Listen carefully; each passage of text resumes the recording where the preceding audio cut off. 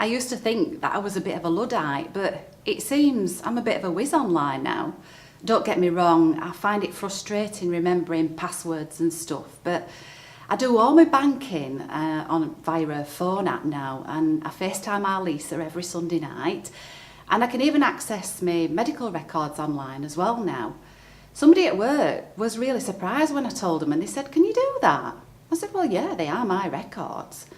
And it's been really useful because recently I went to see my GP about my skin, and I couldn't remember what she said she thought it was. So I checked it online, and it was written down, and it said seborrheic dermatitis, and I've got this wash and cream for it. But I can also order repeat prescriptions, and I can book appointments online as well. And I can send a message as well to say what the appointment's about. I feel much more comfortable doing that because I don't like explaining things on the phone. I know that the practice voicemail message with Dr. Gordon's dulcet tones explains why reception staff need to ask, but since I found this out, it's much easier to track a message online than it is with bits of paper. Plus, you never know who's listening in, and I've heard some very interesting snippets when I've been sat in that waiting room.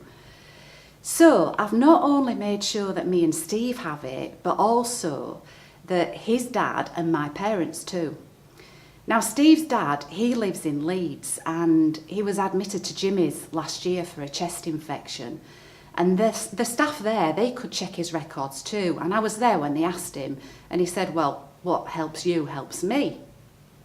So I thought that was what happened everywhere, but apparently not.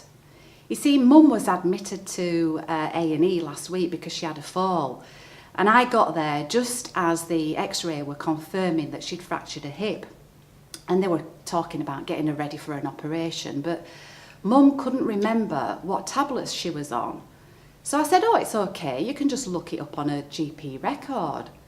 The young doctor looked at me like I were from outer space, but then the nurse said, "Oh, we'll probably be able to check it on the MIG." I said, "Well, what's that?" She said, "Oh, it's some IT system that links things up." Anyway, off went the doctor, and she was ages, but when she came back, she said it wouldn't work, and she had to phone the practice. I bet they were best pleased about that. Anyway, I asked her, and I said, "Why doesn't it work?" She said, "Oh, the people at the practice had said that Mum hadn't explicitly consented for this to happen." I said, "Well, she's here now, so surely that counts, and she's saying it's okay." Anyway, she just shrugged her shoulders and said she was sorry, and, well, at least they had the list of medications for her now. Fortunately, everything went okay, but as I'm at the same practice, I decided to sort this out. So the next day, I rang the practice, and they got the practice manager to ring me back, and we did this bit of dancing around handbags. But she was insisting that Mum had to explicitly consent for this to happen. So I said, "Well, why can't it be like it is in Leeds?" I was all for fighting for this, but Steve just said, "No, come on, let's just leave it and sort out our consent. We can't be crusading to save the world." So I just let it drop. I was too busy planning for Mum to come out of hospital, but I did keep mulling on it.